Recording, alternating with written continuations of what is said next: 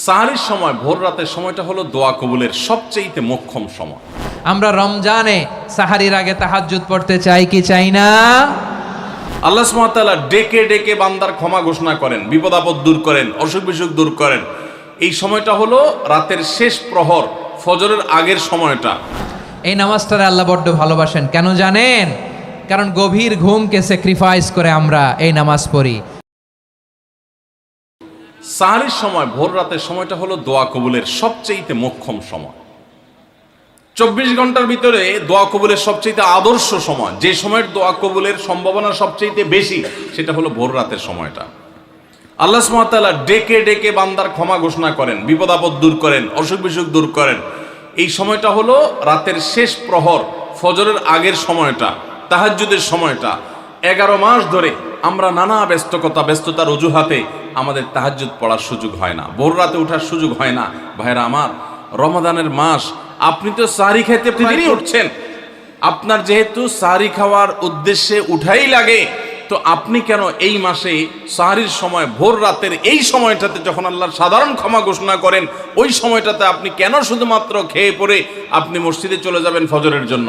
অবশ্যই আপনি সাহরি খেতে উঠলে 2-5 মিনিট সময় বের করে বিশেষভাবে আল্লাহর কাছে দোয়ায় মনোনিবেশ করবেন। আমাদের একটা বড় ভুল হলো সাহরির এই সময়টাকে দোয়ায় আমরা মনোনিবেশ করি না। সম্ভব হলে 2 রাকাত নামাজ পড়েন, 4 রাকাত নামাজ পড়েন। সেটা যদি না পারেন তো সাহরির খানার শেষে অথবা আগে আপনি আপনার রুমে গিয়ে লাইট বন্ধ করে নিরিবিলি জায়গায় একটু আল্লাহর কাছে হাত তুলে একটু চোখের পানি ফেলে চান, দোয়া করেন। দোয়ার এই সুযোগটা 11 মাস আপনি পান না, রমজান মাসে সাহরির উসিলায় পেয়েছেন, তো আপনি সেই সুযোগটা কেন হাতছাড়া করবেন? আমি বিনয়ের সাথে বলতে চাই, একজন মানুষের জন্য আমরা এই সুযোগটা হাতছাড়া না করি। আমি পারতপক্ষে কোনোদিন এই সুযোগটা হাতছাড়া করি না ভাইরা।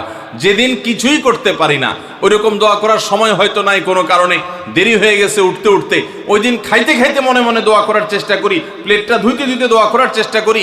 কারণ মুয়াজ্জিন ফজরের আজান যখন দেন, ওয়াক্ত যখন আগ মুহূর্ত পর্যন্ত আল্লাহ তাআলা দুনিয়ার আসমানে এসে তারপরে বান্দাকে ডেকে ডেকে বলেন, আলা মিন মুবতালান, তোমাদের মধ্যে কেউ কি অসুস্থ আছো, ফাআফিয়াহু, আমি তাকে সুস্থতা দান করব।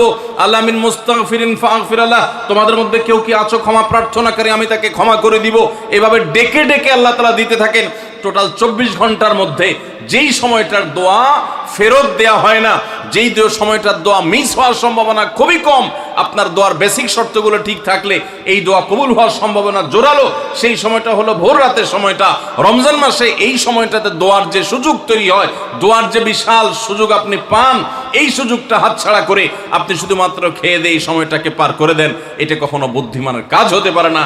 এই জন্য রমজান মাসের ভুলগুলোর মধ্যে থেকে একটা হলো যে সাহরির সময়টাতে, ভোর রাতের সময়টাতে, দোয়া কবুলের গুরুত্বপূর্ণ সময়টাতে আমরা দোয়া তো করিই না।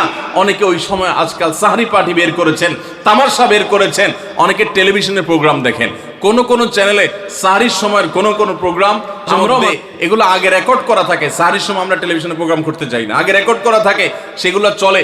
এগুলো হলো তাদের জন্য যারা টেলিভিশনে হারাম জিনিস দেখবে, ওই টাইমটাতে সে যেন হারাম জিনিস না দেখে ভালো কিছু দেখে। আপনাদেরকে আমরা বলবো, কখনো ওই ভোর রাতের ওই সময় ইসলামিক প্রোগ্রামও দেখতে যাবেন না। আপনি ওই সময়টাতে আল্লাহর সাথে কথা বলবেন, ওই টাইমটা ইবাদতের সময়, ওই টাইমটা দোয়া এবং রোনাজারির সময়। আমরা বেশিরভাগ মানুষ এই ভুলটা করি যে রমজানে আল্লাহর কাছে পাওয়ার এই বিশাল সুযোগ আমরা হাতছাড়া করে ফেলি। আমরা এখন থেকে সাহরিতে উঠলে দোয়া করব তো ইনশাআল্লাহ। আল্লাহ আমাদের সবাইকে তৌফিক দান করুন। তো সাহারির জন্য যেহেতু উঠতেই হয়, সাহারি খাওয়ার আগে বা পরে 2 রাকাত 4 রাকাত তাহাজ্জুদ পড়া যাবে না।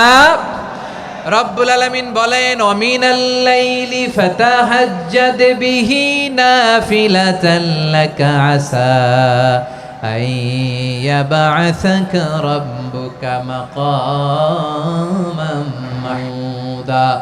ও নবী, রাতের কিছু অংশ সময় তাহাজ্জুদের সালাত আপনি আদায় করবেন, কারণ এই তাহাজ্জুদ হলো আপনার জন্য নাফিলাতাল লাক, অতিরিক্ত ফরজ। আপনাকে মাকামে মাহমুদে অধিষ্ঠিত করবে কে? এজন্য যারা সম্মানিত হতে চান, সম্মানের আসনে যেতে চান, তাদের জন্য তাহাজ্জুদ অবধারিত। আমরা রমজানে সাহারির আগে তাহাজ্জুদ পড়তে চাই কি চাই না? এই নামাজটারে আল্লাহ বড্ড ভালোবাসেন, কেন জানেন? কারণ গভীর ঘুমকে স্যাক্রিফাইস করে আমরা এই নামাজ পড়ি। ঘুমের আরবি জানা আছে কারো? ঘুমরে আরবিতে কি বলে? অনেকগুলো আরবি আছে, একটা আরবি হচ্ছে নআস, তন্দ্রা তন্দ্রা, আমানাতান নুআসা কোরআনে এসেছে। আরেকটা আছে ঝিমুনি, ঝিমুনি, এইভাবে ঝিমুনি আসে ঘুমের আগে, এটারে বলে সিনা। এটারে কি বলে? সিনা। স্বাভাবিক ঘুমকে আরবিতে বলে নাউম। স্বাভাবিক ঘুমকে কি বলে? এই সিনা আর নাউমকে আল্লাহ এক আয়াতে এনেছেন, লা তাখুযুহু সিনাতু ওয়ালা নাউম। আল্লাহর তন্দ্রা নাই, ঘুম নাই, ঘুমের আগে যে তন্দ্রা আছে ওইটাও নাই। তাহলে নুআস, সিনা, নাউম পেলাম। আরেকটা ঘুমের আরবি হচ্ছে হুজুদ। চাঁপাইনবাবগঞ্জ আওয়াজ করে বলেন, আরেকটা ঘুমের আরবি কি? হুজুদ। এটা মাঝরাতের ঘুম, শেষ রাতের ঘুম, যেই ঘুমটা বড্ড মজা লাগে। কাঁথা টেনে টেনে, ব্ল্যাঙ্কেট টেনে টেনে আরেকটু ঘুমাইতে মন চায়, আরেকটু, আর 1 মিনিট, আর 2 মিনিট, এরকম একটা মজার ঘুম শেষ রাতে আছে না নাই? এই শেষ রাতের ঘুম, এই হুজুদের ঘুমকে স্যাক্রিফাইস করে যে এই সালাত পড়া হয়, ওই সালাতের আরবি নাম হচ্ছে সলাতুল হুজুদ বা সালাতুল। চিল্লায় বলেন আল্লাহু আকবার। এজন্য আল্লাহ তাআলা এই তাহাজ্জুদের সালাতকে এত পছন্দ করেন। পড়বেন তো রমাদানে। 4 নম্বরে মুক্ত হস্তে দান করুন, মুক্ত হস্তে দান করুন। ওয়ামা আতাইতুম মিন যাকাতিন তুরিদুনা ওয়াজহাল্লাহি ফাউলাইকা হুমুল মুদঈফুন। তোমরা মনে করো না যাকাত দিলে তোমাদের সম্পদ কমে যায়, এটা ভেবো না। বরং তোমরা আল্লাহর খুশির জন্য যে যাকাত দাও, তারপরে তোমার যে সম্পদ থাকে ওই সম্পদের মধ্যে প্রবৃদ্ধি দান করে কে? আপনি মনে করছেন দিলে কমে? চাঁপাইনবাবগঞ্জের ভাইয়ের আওয়াজ করে বলেন, দান করলে কি সম্পদ কমে নাকি বাড়ে? আওয়াজ করে বলেন, কমে না বাড়ে? বাড়ে। যেটা দান করেন, কামাসালি হাব্বাতাত সাবআ সানাবিলা ফি কুল্লি সুমবুলাতিন মিয়াতি হাব্বা। 1 টাকা দান করলে এটা চারা বীজের মতো, রূপে দিলে 7টা শীষ, প্রতি শীষে হয় 100 শস্য দানা। আল্লাহ যারে চায় এরকম বাড়ায় দেয়, প্রবৃদ্ধি দেয়। সুবহানাল্লাহ। এজন্য মুক্ত হস্তে দান করতে রাজি আছেন? আগে আগে যাকাত ক্যালকুলেট করে রাখেন। আপনার যাকাত বর্ষ যদি পরেও হয়, দেরি করেও হয়, ধরেন যে প্রতি বছর মুহররমে দেন, আপনি আগে দিতে পারবেন। যাকাত অগ্রিম আদায় করা যায়। সুবহানাল্লাহ বলেন।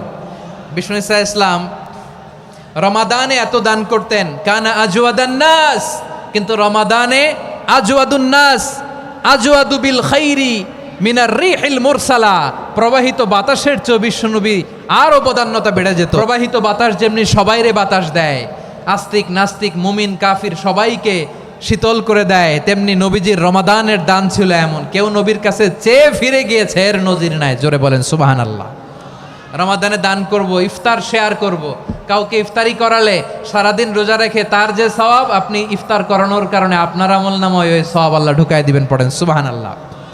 সাহাবারা বললেন, নবী আমরা গরিব মানুষ, ইফতারি খাওয়ানোর পয়সা নাই। আল্লাহর হাবিব বললেন, ওয়ালাউ বিমাজকাতি লাবান, 1 ঢোক দুধ, ওয়ালাউ বিতামরা, 1টাও খেজুর, ওয়ালাউ বিশারবাতিমা, 1 ঢোক পানি খাইয়েও যদি কারো রোজা ভাঙাও, তারপরে ওই সওয়াব তোমার আমলনামায় দিবে কে?